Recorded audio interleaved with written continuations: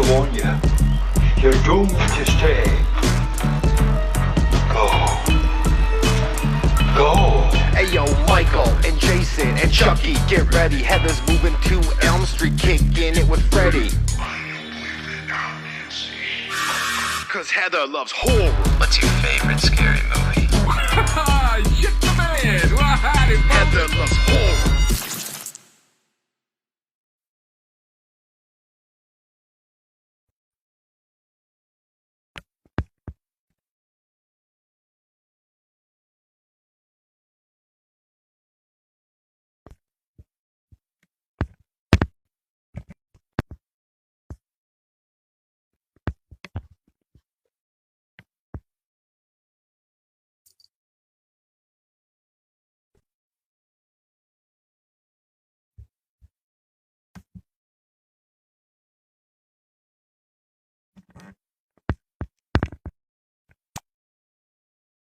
Hey, I'm just trying to add John Philbin.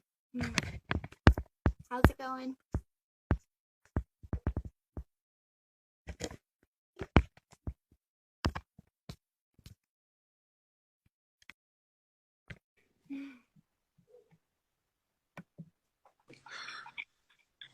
Is that it? Yes, how are you doing? Good. I got you. God, I've never done this before. I'm just like sitting around staring at my phone going, what do I do now? But it was so easy. It's just typical of some old guy staring at his phone. Yeah, usually when I do Instagram Live, other people are in control of it, so it's kind of new to me too. Where should I put this? Does it matter what you're looking at?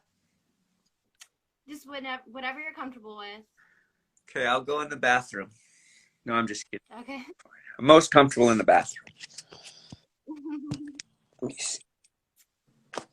How's everyone doing today? How are you doing, John? I'm doing great. It's beautiful here in California. I'm going to go ride a horse after this. Yeah. What are you doing?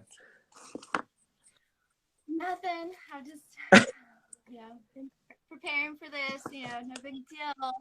Doesn't happen every day, so I was in Texas at that wave pool in Waco, man. I thought about you guys in Dallas because I flew into Dallas, and then we took a van to Waco, and it was fucking bitching, man. We had so much fun. Here, that's the best I can do. Oh my God, I see people that I know filing up on this. It's the weirdest thing. Like people, that's crazy. I can't believe it. Are we live right now? Mm-hmm. Oh, okay. I better watch what I say. Mm-hmm. I have a potty mouth. Thank you all for joining. Maybe if y'all want to ask some questions later, like if y'all want to drop some questions or something, we'll try to get to what we can. But anyway, so how are you enjoying October? I love October. September, October are the best times in where I live in Malibu. The weather's great. A lot of the kids go back to school. The surf's really good. The season's changing, so we get some beautiful cloudy days and then some beautiful sunny days. It's the best time in California, I think. So I've been having a great time. It's been a busy 2 months. And next week I'm going to Santa Fe, New Mexico too. I've been traveling around a little bit. And it's been really fun. I've had a great October. That's awesome. I'm glad to hear it. So I know you said, about Texas Fragment and everything. So you had a good time out there? You think maybe you'd go back again? Oh, I would love to go back again. That was my first time at that con, and I met so many cool people, and everybody was so nice, and the organization, it was like a well-oiled machine. It was so great. And I understand that was only half full. Like it gets twice as busy. It was the best time I've ever had at a con for sure. Of course I'd go back. I love staying in the airport. You don't have to go anywhere. You got that huge city beneath you, like the monorail trains swirling around. It's really fun. Loved it. Yeah. I'm glad you had fun. Okay, so I guess, do you want to start off by talking about like your life with surfing and everything, or do you want to start talking about movies first? I don't need to talk about surfing, really. I mean, unless someone has a question about surfing. I like, you know, it's a big part of my life and everything, but I don't need to talk about it. Heather loves horror, and I love horror too. So, you know, I'm happy to talk about horror. There's so much horror going on right now, and it's given me like this second life, you know, with conventions and stuff. So I'm stoked about it. I'll talk about anything you want. I don't care. Okay. Okay, so I guess we'll go through like each of your movies and just talk a little bit about them. I guess we'll start with Children of the Corn. You played Amos, right? Yeah. You want to talk a little bit about what that was like? Because Yeah, I mean, Children of the Corn was the first movie I ever made. I mean, I graduated college, you know, I'd done a couple plays, and then I got an agent, and he sent me on an audition. You know, it took me a while to learn how to audition for film, but the first film I ever got was Children of the Corn, and it was the first movie set I'd ever been on. And like the first day I showed up, and like, I think I said this is the thing, there's like a stunt man and some other people in my trailer because I was the new guy.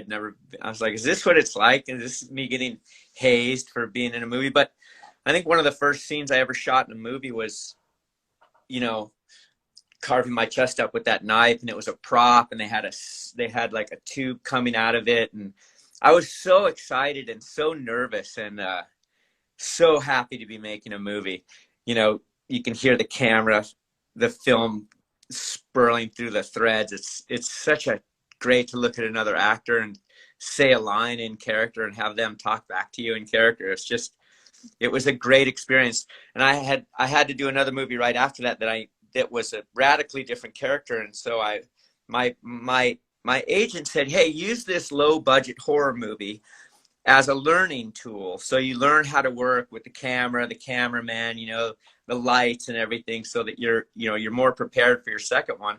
And as it turns out, that this little Children of the Corn movie became this, you never know if a movie is going to have a following or be any good or anyone's going to like it, but it turned out to be a movie that so many people enjoyed. So it's kind of given, it's given me this second appreciation for it. People are asking me questions about Children of the Corn, the first movie I ever did in 1983, I think. And it's really fun to take that trip down memory lane. But I didn't, and obviously the most exciting scenes I did in that movie were walking into the cornfield with those night lights on and those actors, you know, and the monster was in the corn and all the kids are lined up, and it's like, and the cameras are rolling and you're like going to your death. It was really fun and exciting. Oh my God, I see people I know on this thing. That's the weirdest thing I've ever seen. Yeah, I've never done one of these before, but you're going in and out. Oh, am I? You're frozen right now on my screen. Can you hear me? Yeah, I can hear you. Okay. Maybe And that's my computer. story. Let me turn off my laptop.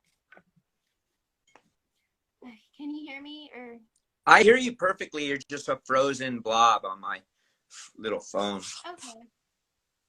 Oh well, I don't know how to fix that. But I don't think it matters. So what? Yeah, nobody wants to see me anyway. But so what was it like? Okay, like you said, you don't know when something's gonna be a small movie or not, and of course, Children of the Corn turned out to be something much bigger. What was it like for Return of the Living Dead? The Return of the Living Dead.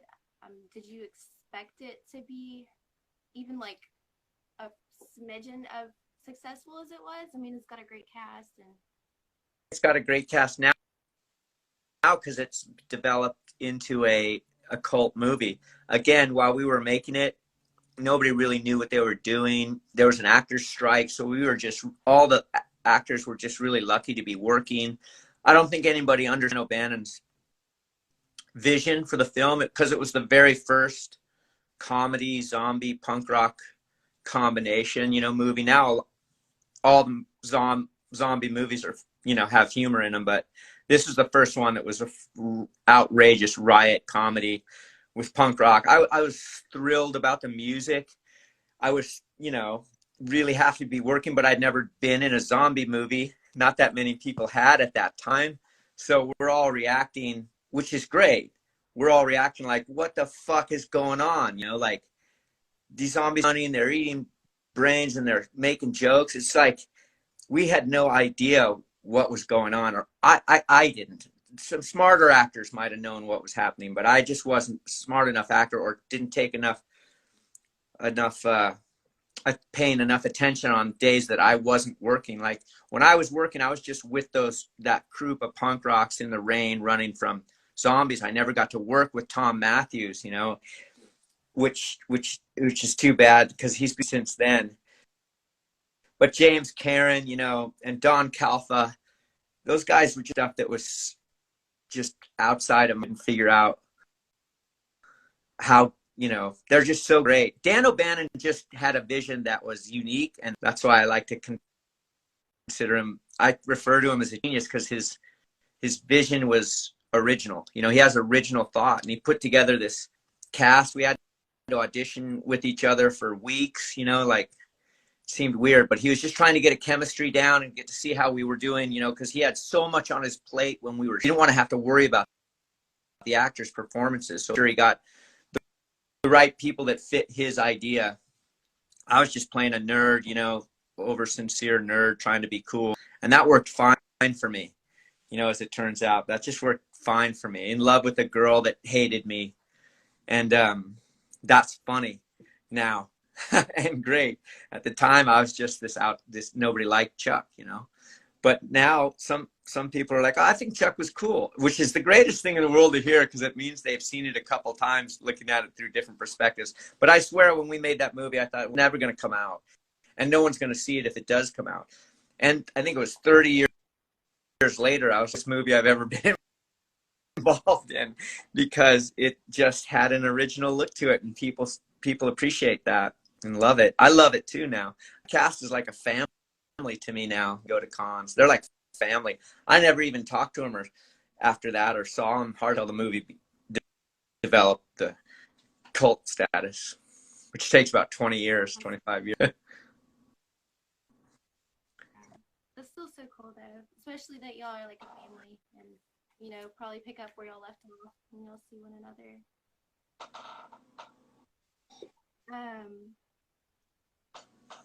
You have to so, you have to shout into your mic to hear you. Oh, okay. So what about the new kids? That was kind of a different role also. The new kids. Yeah, I think that was I had a copy of that. I think that was the third movie I ever did, and it was out in Florida. I had to fly out to Florida and do the same. Back in the day, you used to audition with your ensemble cast members, you know, over and over again, and film with your cast members to get chemistry. They're looking for chemistry, and they could afford it. They had time for us to work with each other, you know, until they whittled it down. They decide, you know, who gets the golden ring that day. You know, when you're an actor in Hollywood, like the day you get a job, you're the luckiest actor in Hollywood, you know. And I was thrilled. That means I get to go to Florida for like 10 weeks and live in a hotel with Jimmy Spader and Eric Stoltz and great actors that I admired, you know, and then a couple of new people that I didn't know, and a TV star, Lori Loughlin, and just work on a character for 10 weeks, you know, like you're there from the first shot to the last shot. That they don't do it that way now. But, and so you just spend a lot of time getting to know people. You have days off and you're traveling all around. Like you got 3 days off, but you know, you and your buddies go to Miami or Key West, or just having great they're like movie experiences that I'm sure people are still having them today when they work on series and stuff in Atlanta. I'm not, but I will again, I'm sure. It was super fun. And I loved the character I played, Gideon. He was such a badass, and I got to dig into some, you know, some hate, which was really fun. And, you know, it's fun when you're in a safe place, you know, and the actors are all supporting you, and you can be as dark and weird and ugly as you want to be when you're playing an ugly character. And that's a great experience. We did a lot of night shooting and, you know, shooting guns and fist fighting at night in a carnival. It's just so surreal. And Lori was such a good sport, man. She had to take so much abuse, and she was such a pro at it. She was so good. And then just working with Jimmy Spader is just such and Eric Stoltz. Eric was one of my best friends, you know, for a long time. And Jimmy was became one of my really good friends. We all used to hang out together a lot, and just watching his process of becoming, you know, uber successful actor was really fun. And it's just, he was so serious about it. And that really was a beautiful thing to watch, to be able to see. It was super fun. Sean Cunningham, you know, Friday the 13th creator, would talk about, you know, some of his ideas. And we didn't know what Friday the 13th was going to become back then. You know, we just know he owned it. He wrote it and directed it or whatever, and owned Friday the 13th. And it was like a hit. And we're like, yeah, horror movies are profitable. You can tell it now. The Friday the 13th movie that just came out with Jamie Lee Curtis, you know, beat out James Bond. So it's like, you know, horror movies people love them, you know. And back then we weren't sure, you know, back then horror movies were just B movies. They were low budget B movies designed to make money because they're so cheap to make. They use kids in them, and you just get a bucket of blood and stuff. And, you know, the movies made money financially. The producers that's what they were all about. But then horror became awesome. What was that sound? I wonder what that was. I don't know. I might have had an email or something. Okay. Well, I know you said that, you know, you looked up to a lot of those people on the set, but I'm sure there are lots of people who look up to you. How does that make you feel? I saw, like, in your $2 late fee episode, you and Matt Adler were both being humble, like talking about who got who the job for North. Yeah, I mean, it's weird. I don't think about myself that way ever. I mean, I don't think about myself that way. If somebody says something like it kind of like that, it surprises me, because I studied acting for so long and so seriously that it's really, I'm just looking at the ability of a person to take the tools of the craft and apply them in the moment. And it doesn't matter how, I don't know, you have so much respect and love for your fellow actors when you're working with them. Like I'll support and love everybody I've ever worked with for the rest of my life, because those moments are so intense. It's you're living in this world that you created, along with all these variables of things that are getting thrown at you. So when the director says action, you have an intense bond with the person you're working with.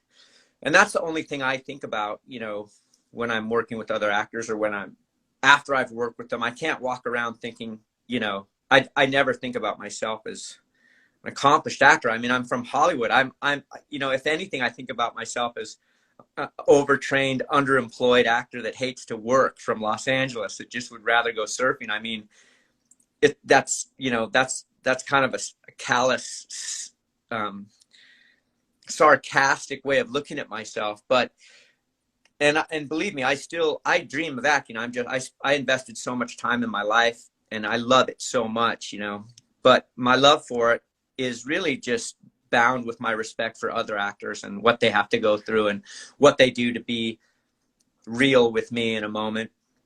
And that's all I care about, really. So I don't think about someone looking up to me or why they would look up to me. I don't look at myself that way at all. Yeah, I kind of figured you didn't. That's kind of why I wanted to ask. Because, you know, it just makes me uncomfortable, because I mean, I'm from Los Angeles, so my friends, I mean, the people I know that I came up with, that, you know, they're like, you know, they're full-time, super successful actors that have made a career out of it. Whereas I feel like I just kind of dabbled in it and I loved it. It was my passion, but I feel like I kind of got lucky I feel like I got lucky for being in a couple of really cool movies that ended up being cool, you know, because I was young. I was a young man in Hollywood, you know, and it was, I don't want to say easy, but I think you heard this if you listen to me and Matt's thing back in the 80s. If you're a young white male with a modicum of charm and or talent or craft, and you could bring that into a room, you could get cast in movies. It was amazing. And I got lucky in that I got to be in, so lucky that I was in Children of the Corn and Return of the Living Dead, movies I didn't even know what I was doing in. I'm just this new guy, this new bile kid, just going, okay, I'm just going to open my eyes and say these words and think about, you know, what my acting class what I worked on. And then it's on film and it's forever. You forget about it and you think, oh, that was a failure. You know, I'm in this really bad movie.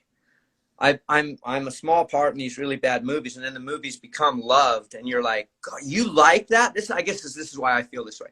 I'm like, wow, you like that? That's awesome. I like you. I mean, it's just this mutual, like, if someone's like, God, that was, I mean, I have really good friends that aren't actors that'll see one of these movies and just go, that's not your best work, John. You know, or they're like hypercritical, like my father, for example. He's like, I can't even watch it. You know, so I'm not used to anybody going, that's great. Thank you. That doesn't, you know, the only place I see that interaction with another human being is at a convention. And it's awesome. And Matt Adler agrees. I brought him to a movie of North Shore. He just thought it ruined his life and everybody hated him and he was a joke. I bring him to this movie and there's hundreds, now thousands of people that love him because of his participation in that movie, which is the exact opposite of what he imagined was reality. That the truth was the exact opposite, and a very positive, wonderful thing. And that's what's great about film. It's got a life, you know, people can rediscover it and have a sincere relationship, organic reaction to it. And then they can meet the person and go, thanks, that was cool. And that's great for us. Yeah. Well, but on behalf of the horror community, thank you. Because we all love the movies. Yeah, I feel incredibly lucky. And I'm a horror fan. So, God, I loved horror since I was a little boy. You know, like growing up, came from a kind of a scary household, and my imagination was my first addiction. And my imagination was all about horror and gore. You know, when I was growing up, all I did was circle the movies that said horror on the TV guide in black and white. And they were mostly monster movies: Frankenstein, The Invisible Man, The Wolf Man, The Mummy. And I would just watch all those old black and white horror movies. The Haunting was my favorite. Oh, The Haunting's on, and I'd just stay in and watch horror movies in the middle of the day on the weekend, which is the only time I could, because he had to go to school all the other times. It's the weekend. I'm going to stay inside, circle the TV guide horror movie, and just watch horror movies. My parents are like, don't you want to go outside and play? I didn't discover going outside and playing until I'd seen all the horror movies so many times. And then I started buying the horror movie, you know, monsters that you could glue together, the models of the monsters from horror movies, the Creature of the Black Lagoon and stuff. And then I'd build a little guillotine. I would chop their heads off and paint blood on them. And my parents were like, John, you have a morbid, you have a very macabre, kind of grotesque imagination, don't you? But, you know, and then I draw pictures of some little boy cutting the arms and legs off an adult, you know, hacking him with blood splurting. And they're like, is this supposed to be us? And I'm like, no, it's just somebody. But yeah, I was all about horror when I was a little kid. And then I got into surfing, which changed, you know, what my brain was exposed to. Then my brain was all about being exposed to a natural environment. And that kind of changed my life. Anyway, did you ask me a question? Babbling. They were asked favorite Universal monster, and so I figured I'd ask you. Do I have a favorite monster? Yes. I mean, I love all my monsters, you know? Like, I love Frankenstein, and I was scared. I love the Invisible Man. He was so evil, and he scared me so much. You know, and I really love the Creature from the Black Lagoon. It's like a fetish thing because he swam, because I became a surfer, but he would swim sideways underwater with those claws on and look up at a beautiful girl swimming in the water. And I'm like, that was I think the first horror movie that crossed sex with horror for me. I was just starting to come alive when the Creature of the Black Lagoon fell in love with that beautiful girl that was swimming in his lake and wanted to take her, you know, and, you know, fight a guy for her. And that movie just, and I love the Creature of the Black Lagoon. I love him so much. And yeah, I met him at a convention once. Went to a convention and met him. I was like, fuck, you're the Creature. I mean, he's a world-class swimmer, you know, and I was all about surfing in those claws. I used to swim. I still do sometimes. I'll go to a pool somewhere and swim underwater sideways, looking up. If I'm lucky, I'll look up at a beautiful girl while I'm swimming underwater. I'll replay Creature of the Black Lagoon scenes in real life now. So I'd have to say the Creature wins for me. But I love them. That's my favorite. And it seems to be a common favorite in the chat. Oh, yeah, I guess I should read that. There's so much going. Oh my God, I know that some of these people are so sweet and nice. I've never hooked in onto a Heather, you're a big hit. I can't believe how popular you are. I think it's but thanks for the credit. Yeah. You should take the credit then. Oh, I've never done this before. You're awesome. Look at all these people. They dig you. Good for you, Heather. Yeah, I saw you you might not remember meeting me in Texas. You were hanging out with all the cool kids, all the cool local guys, you know, like late. You know, I only saw you once the whole thing was over and you guys were partying, you know, and I went out to get a cigarette and you guys were, all the local cool convention people were hanging out and you tried to take out a post. You were with all the cool guys and you ran into that post. And I was like, oh, that's not coming down, but I'm glad you're all right. Stuff. I was hoping you wouldn't remember that or anyone else, but you know. We all remember. Our best part of the night. Well, thank you. Maybe. It was definitely fun. Good. An unforgettable experience. So thank you. I know people will kill me if we don't talk about North Shore, but I wanted to ask about Undateable John first because that was one of my favorites, and I also noticed two or three people had mentioned it in the comments. Undateable John, I love that movie. So I was hanging around. I was in LA, and I was like sober, and I had wrestled with addiction and alcoholism, and this person who had also had similar experience had written a little short story about her worst date ever with this guy who I knew. And she goes, hey, you know, and she was kind of a filmmaker and a writer.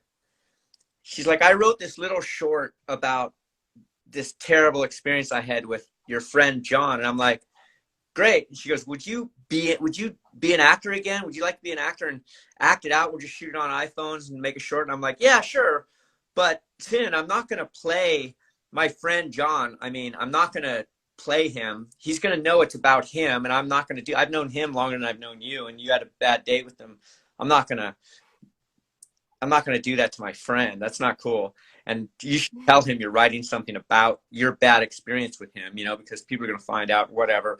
And also it's in the sober community, you know, there's some people who don't think you should talk about it or make films about it or whatever. I don't give a shit. You know, I don't care. If anybody knows I'm sober, and I love it. And it's the best life ever for me. But I said, yeah, I'll do it, but I won't make a serious movie about it. I can't stand serious movies. I mean, unless they're really serious.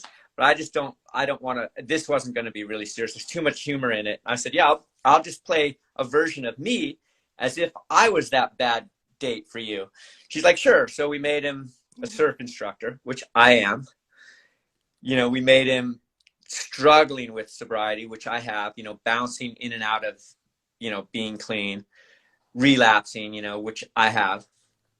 And she ended up casting a bunch of really good actors. And it became a feature-length film. I didn't expect that. I go, oh, you have Daryl Hannah and Tom Arnold and Estella Warren. Well, what do you want me for? Just get a real actor. She's like, John, you are a real actor. I hadn't worked in a film, let alone been the lead, in 20 years. And I'm like, okay, you want me to do it? She goes, yeah, you've been working on the character. You developed the character. I said, okay, I'm going to be the lead in a feature film with those actors. And I'm like, I'll do it, you know? So I, you know, immediately stopped eating and went on a, you know, not a vegan, but I'm gluten-free. Like, as soon as I found out I had to be in the lead in the film, I had to take my shirt off. I'm like, I'm gluten-free. Just salads from now on, which is what every actress has to do for her entire life. But, you know, I rode my motorcycle to the set and I was like, I'm nervous. I'm scared. I can't believe I'm going to, you know, be the lead in this movie. And so I rode my motorcycle on Mulholland to the first day of filming. And I thought, if I can ride my motorcycle on Mulholland, then I don't need to be afraid of acting in a movie. I mean, it's been a long time, but I think I'll pick it back up again. And I'll tell you, it was so much fun. The first day sucked. Horrible. But after the first day, I just decided, oh, wow, this is my life. This is my movie. I'm going to have fun with it. I'm going to do what I want to do, and I'm going to have fun, and I don't care what anybody thinks about me. And that's a very freeing feeling as an actor, especially for me, not to be self-conscious and to do this is what I want to do in this scene. And so that movie was so much fun for me. We laughed so hard. Now, we might have laughed more than the audience laughed, but I really loved some of the work in that movie, and I'm glad you saw it. It's on Amazon Prime, and I don't think, like, my it's so funny. I always keep coming back to my dad. I love my dad right now. He's such a great guy, but, you know, he was so hard on me when I was young, and he was so wanted to see this movie so bad. He used to go, when's John coming out? When's Untitled John coming out? I can't wait to, you know, you're in a movie. You haven't been in a movie in 20 years. I can't believe your acting career, you know? And I'm like, well, nobody wanted to hire me, Dad, but I mean, yeah, I'm in this movie. And then it came out, and I sent him the link, and I asked him how it was, and I asked him for, like, I think 4 weeks. And he never saw it, and then he saw a little bit of it, and he goes, and he wouldn't say anything about it, and he goes, I couldn't watch it. He told his wife it was, like, unwatchable. So I was calling it unwatchable for a while, but I loved it. And I shouldn't really care if someone doesn't like it, but, you know, I thought it was fun. And so, yeah, I got to be the lead in a feature with those great actors again, and rekindle kind of my appreciation for it, because it's real hard. Those guys work. You know, low budget filmmaking is not, it's 14-hour days, 15-hour days, and then repeat. So it's a hard life for the cast and the crew and directors and producers. I admire low budget filmmakers. It was really fun. Thanks for asking. You're welcome. I think it was great. It was funny and charming and witty at the same time. And cool. That's the best review we've gotten. That's you're a great actor. You need to stop saying that. Like, you're a great actor too. So Heather, maybe. Thanks. You're welcome. I'm good. And I know these people in the audience or the chat would back me up. So, well, I guess, would you like to talk about North Shore? Because would I like to talk about it? It's one of those. I know people in the beginning had mentioned North Shore. Yeah, if anybody has any questions about it. I mean, I talked that movie, had a lot of opportunities to talk about North Shore because I'm still in the surfing community, and I'm still hooked in with actors and fans of surf movies. And, you know, I teach surfing, and it is a perfect example of a movie that bombed when it came out. Nobody went to see it. It was financially did not make money for Universal Studios. All the actors thought, oh, this is bad, even though making the movie was the best experience of my life. Great experience, but I thought, oh, this movie bombed. You know, shit, I'm a surfer and I really care about surfing, and I didn't want to embarrass myself surfing world. And when the movie wasn't a huge, like, you know, okay, well, moving on. I mean, I'm an actor, so I'm working on other things.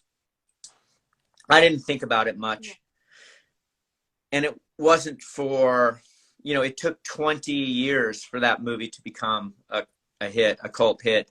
And when it did, I was very surprised. Not as surprised as Matt Adler, but I was very surprised when I went to a local screening of it, and there was just a bunch of fans. I mean, fans who knew all the lines, who had, you know, who grew over and over again on VHS and on cable. VHS is what brought it back. You know, VHS. But yeah, it became this thing. It kind of became a cult phenomenon in the surfing world, and even people that don't surf, you know, who wish they surfed, wanted to know what surfing was like. It got lines from that movie have become ubiquitous surf culture, you know, iconic scenes and lines. And I couldn't be, it's the biggest surprise ever, you know, like you wait 30 years, it's 30 years later. That movie's way more popular now than it was, you know, ever. And I've got friends, God, I don't look down at the thing very much, but I've got friends that love it too. And I've met because of the movie. Really, that movie, wonderful thing for me because I'm surfing world, and it kind of gave me an entrance in my level of it that I could never have entered in through my own talent as a surfer. I'm a recreational, casual cruiser surfer, but I get to know and be world-class pro surfers and international surfers, you know, and see their lives and be like, talk to them as if, you know, we were peers or equals. They treat me like I'm their friends, which is really fun for me. And yeah, I'll surf the rest of my life. And it was because of that movie. I had stopped surfing when I made that movie, when I was just working as an actor, and I met Jerry Lopez, who's one of my heroes to this day, and always was back then too, just one of my heroes in life. And he told me, John, don't quit surfing. Never quit surfing again. It doesn't doing for a living or how much time it takes. You just always surf because it's one of the cheapest, the best exercise and recreation. You can do it for the rest of your life all over the world. So never quit surfing again. And I never did. After that movie, Indonesia at G-Land, which is my favorite and his favorite place to go surf in the world. And we'd be doing it, you know, still doing it. I spent 6 weeks in G-Land this year, and my good friends from surf camp, he's 72 years old, and he spent the whole summer at the gnarliest surf camp wave in the world. It's like, God, you're my fucking hero, Larry. Larry McGraw is his name. I've been surfing G-Land with him for 30 years, you know, ever since I started going there. So anyway, yeah, North Shore is just the greatest. In fact, yeah, I've met some great artists. I've got paintings of North Shore.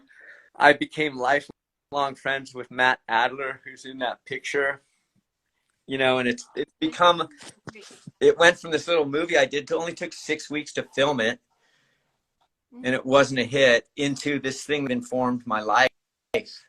It's grown in its importance and how it's informed my life. So a wonderful experience. And I've talked a lot about it in the surfing podcast and stuff, but it never gets old for me. It's a wonderful thing, a good thing. I love it. I think you really got a lot of people, Heather. You brought the audience. I didn't know how.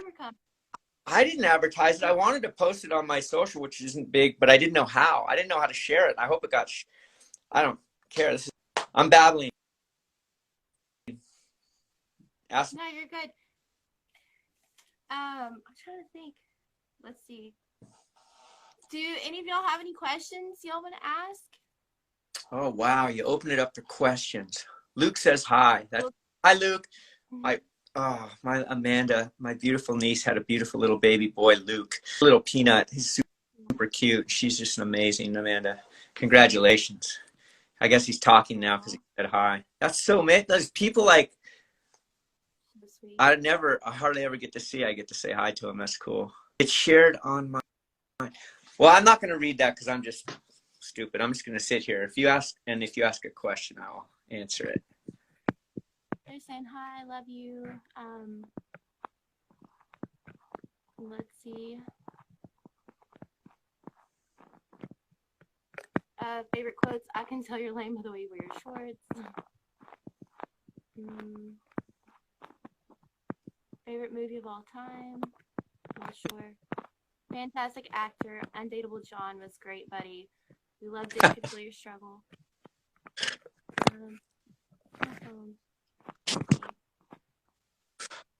I know probably a lot of people. I'm surprised no one's like, "Hey, will you be on my podcast?" Let's see. No questions. Just a giant fan here. Just wrapped a surfboard to replicate yours in the movie. That's awesome. Someone comment on your print. Well, what do you have any acting coming up? Like you have me? Me? Are you talking me? Yeah, here's what happened in Texas that I'm really excited about. Because I've kind of been out of the act. I haven't had an agent or anything in 25 years. I just kind of retired. I'm on a little SAG pension. I've just been teaching surfing full time for 25 years, except for every once in a while somebody who's making a movie will ask me to be in it. Undateable John's the best example of that I need, in that movie. But I've done a couple little horror movies. One's called Ghost Babe, and one's called Bikini Beach Massacre or something really gnarly. I don't think about the North Shore 2 thing, but people talk about it a lot. It might happen. I've never read a good script for it, and I don't know that Universal is interested in making it again, but, I don't want to ever say never. I've never been in a sequel, but I don't want to say never because actors like to work, and, if I start, I think I'm going to start again because I'm still alive. I really love it. The 80s are making a comeback. Apparently, casting directors are looking for 80s faces. So I'm in Texas at the HorrorCon in Dallas, and I met this guy Chris, who's an amazing manager, and Karen, who's his partner, and they're like, do you want a theatrical representation? And I'm like, yeah, why not? Sure, of course, I would love to. So I signed with them as a theatrical, actor. I had to go get headshots. Hadn't done that in 25, 30 years or something ridiculous. So now I guess I'm going to be throwing my hat in the ring for, professionally instead of just being this retired guy. Like I get all my jobs in the parking lots at surf spots. There's a lot of people making movies, in LA, they surf. So they'll see me in the parking lot and go, hey, will you be in my horror movie? And I'm like, yeah, I'd love to. Or my little surf. Sure, but these are just super low budget things. But now I'm gonna. I think my cousin. I have a cousin. His name's Mike O'Malley, and he's a kind of a big deal, and he's a real big deal. And he's show running and one of the lead actors in this Stars series called Heels, which is about wrestlers. And I'm like giving his kids surf lessons. He's like, I want you to be in my show, Heels. And I'm like, I want to be in your show. So he goes, let me right now. Let me hear your Georgian accent. And I'm like talking a Georgia accent in a surf parking lot. And he goes, okay, you are going to be in my show, Heels. So I'm pegging all my hopes on that. No, I'm just kidding. I just live my life. And if I get shows and TVs and movies, it's all this and gravy. I really enjoy it. Acting is really fun, and I love entertainment. I'm just a fan. I just go to it all the time. And I'll bet you didn't get to go see that movie Tatine or Titanium Titane, that French horror movie, did you, Heather? No, I looked. They don't have it anywhere locally playing. I was so upset. I looked immediately, and I couldn't find anywhere. I think it says like within 50 miles or 100 miles, something like that. And it gave me nothing. I probably should have tried with Lake Charles, but well, that's one I definitely check out. Yeah, it made a big impression on me. They don't make movies like that. It's hard to find a movie like that. That's such. Yeah, I feel like I have to go to either like foreign horror or like 70s or 80s horror a lot to kind of switch it up from what we have now. And yeah, no, I know they don't make movies like they used to. That's why we love them. But this is a great French. Yeah, you got to see a French Europe or Korea. Korea is still making some good ones. Korean and French horror. I agree. I feel like I'll probably lean more to Korean horror just because it seems like that's more of what I seem to stumble across, more than the French. And horror movies were so brilliant and frightening. They were so good, and people weren't watching. You'd watch them on Netflix and like just sit and just watch Korean horror movies for a day. I loved it. Yeah, pretty awesome. I was gonna say too, like with indie horror, like you never know who's gonna reach out to you for that. Like I know I've met a lot of people involved in indie horror lately, and they all seem to, be interested in the same actors that I am, and appreciate the same people. So you never know who will reach out to you, but it would be awesome to see you in some more upcoming stuff. And like, thanks. I know you have opportunities. So yeah, just stay alive. Where there's life, there's hope. That's a good one. Stay alive and keep going, one foot in front of the other. And it's amazing what the universe the opportunity you can get. True. That's so true. Well, I don't want to take up too much more of your time. I know it's been almost an hour, I guess. Is there anything else you would like to talk about or anything like that? Next weekend, Santa Fe, New Mexico. I've never been there before. It's a con. It's going to be fun. I want to come back to Dallas for sure. Waco's got a great surf park in it. It's only 2 hours outside. It's really cool. And thanks for having me on and asking me questions, and I appreciate it. It's nice kind of meeting you. And really, thank you for the opportunity. Tuned in. That was a surprise. I thought it was just. Oh, well, thank you for everything. Like, I appreciate it. It was great to meet you, and I know everybody's glad to see your face on here, and I think everybody's just as thankful as I am. So, everyone, thanks again. Thank you. Bye, buddy. Bye. Take care. I got to warn you. You're doomed to stay. Go.